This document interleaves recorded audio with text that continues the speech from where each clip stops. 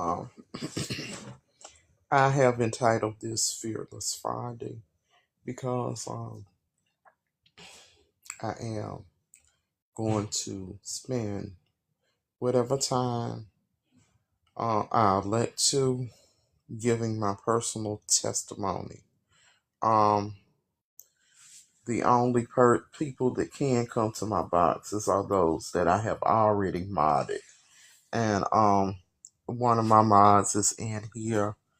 Um,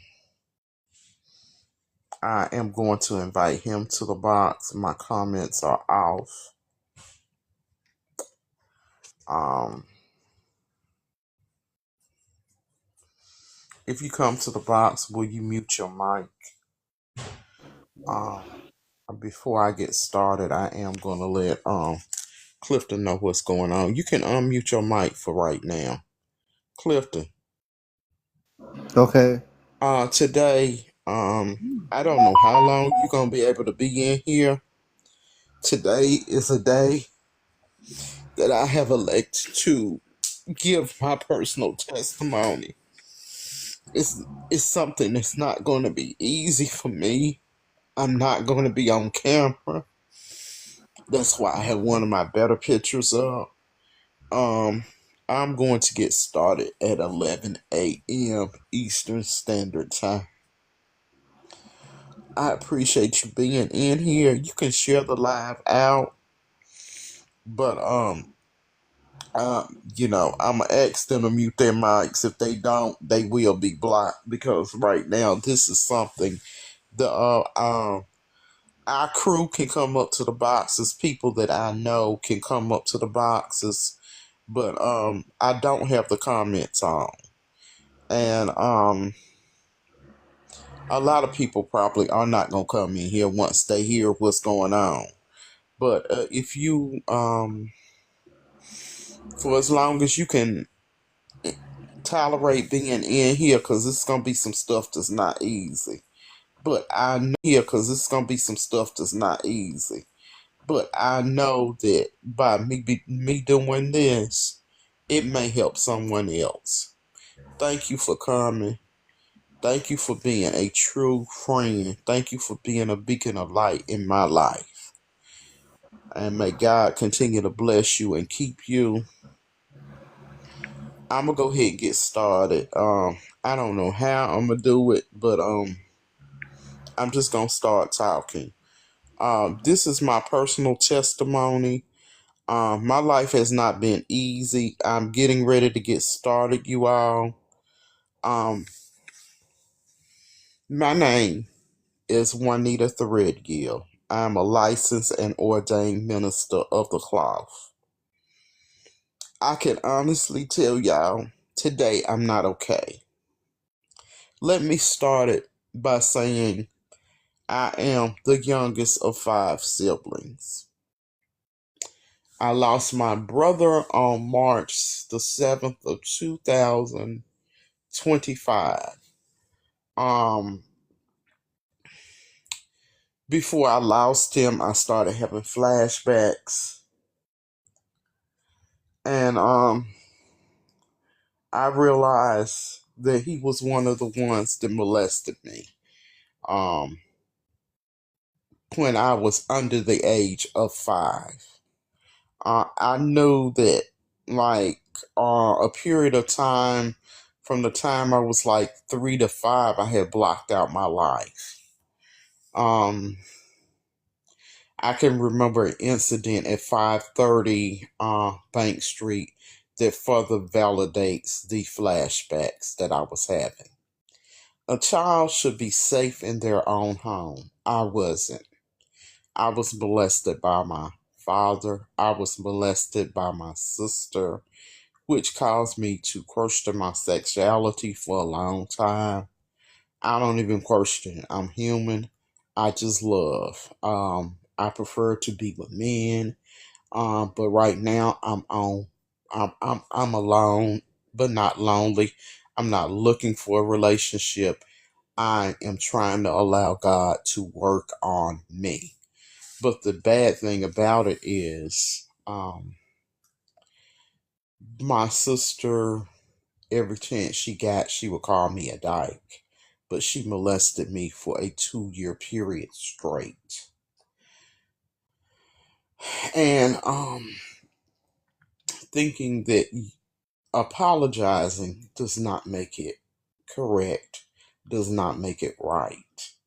Apologizing, I almost question if she did that to make herself feel better. But I think subconsciously, um, she is angry at me because I think my father molested her for a great deal of time. And subconsciously, I think she thinks that my mama tried to protect me but didn't protect her. And in a way, I think my mama knew what was going on because I can remember her saying, because she would send my eldest sister away, and and I can remember her telling my dad that you're not going to get your hands on this one.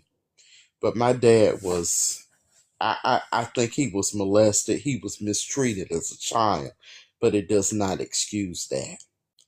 And on top of that, my dad was physically abusive to my mother, very physically abusive. I can remember being a 6 year old child standing between my dad and my mom and telling him, "Don't hit my mama." I can remember my dad cutting my mama with a knife, accidentally playing with a knife. I can remember them getting in an argument. He had purchased her dentures, talking about getting my teeth back, and um, he had hit her that particular day. Um, I can remember my sister saying that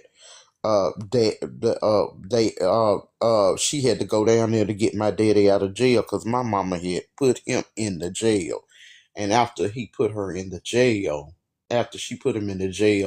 he didn't hit her anymore. But I had a very dysfunctional childhood.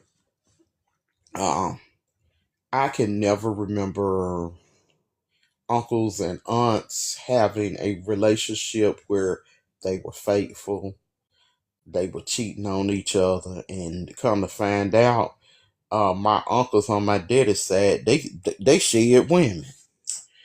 Not on my daddy's side, on my mama's side, they shared women. I mean, and molestation and incest does not have a class. It does not have a color. Um, it doesn't. And not only in my household, out of my household, I was molested by grown men, taken advantage of.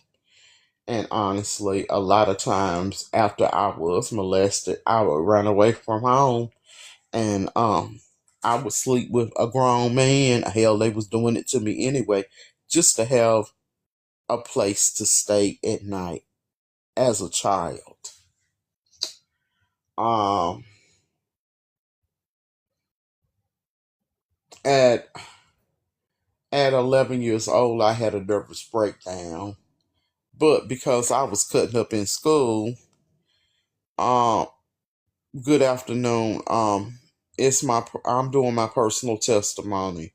Because I was cutting up, they sent me to a psychiatrist at 9. But they had me committed at 11. My dad did, and I think now I'm looking back at it, it was probably to soften what he was doing. Um, I was in and out of mental hospitals from the time I was 11 until I was 21 years old. And I can remember one time, at one point in time, I broke down so much that I was catatonic. Um, I was just existing. Someone had to feed me, someone had to bathe me. And I think I was somewhere between the ages of 12 and 14 when this occurred.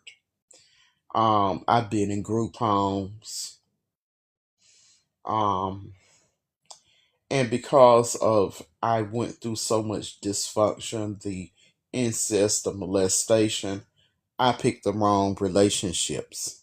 I've never been physically hit, but I was emotionally abused.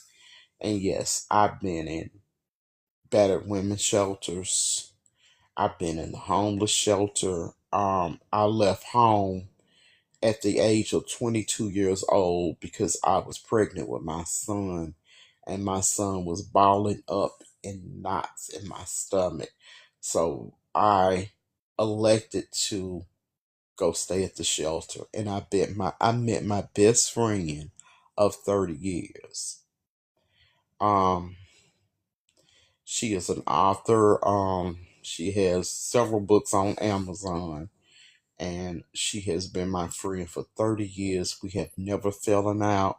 We don't talk every day. I haven't talked to her for about a month, maybe two now, and I need to call her and let her know that I'm okay. Um, Not only at the time of 22, but I guess I was in my 40s and I was wrongfully evicted out of my house. And I had never been evicted out of anything, and it was something that was not my fault. The lady didn't have the thing up to standards, and then she demanded her house back because she didn't have her house up to code.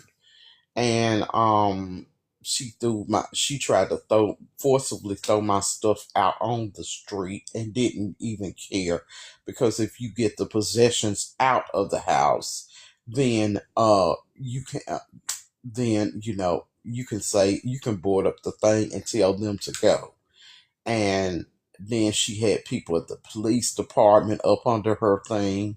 And then when I went to court, they changed the time of the court so the judge didn't even hear my evidence. Um, and I was just out of it, and I stayed in limbo for about a year. When I was at the shelter, I got aligned with some people that I shouldn't have, and because I was vulnerable, I don't know. I just allowed, because it was like I was in a daze after this. I allowed them to take advantage of me. Um, I have been at the shelter in Charlotte. I have slept in my car. Um, I have not had an easy life, but it does not make it an excuse. My faith is very important. I did my initial sermon March 5th of 2000. Um, the hypocrisy and stuff I seen in the church, I basically backslid for about 12 years. But I decided to slide on back, and I started initially doing my things on Facebook and YouTube. And I came over here, I started doing the Gospel Train Community Vibe Room, the Full Gospel Community Vibe Room, and before that, I was with a family that I am no longer aligned, and I would do that, and they would come and support me. Of course, I thought that's what it was, but until the people saw the potential I had in me, and then they put they wanted to put their foot on my neck. But that's neither here nor there.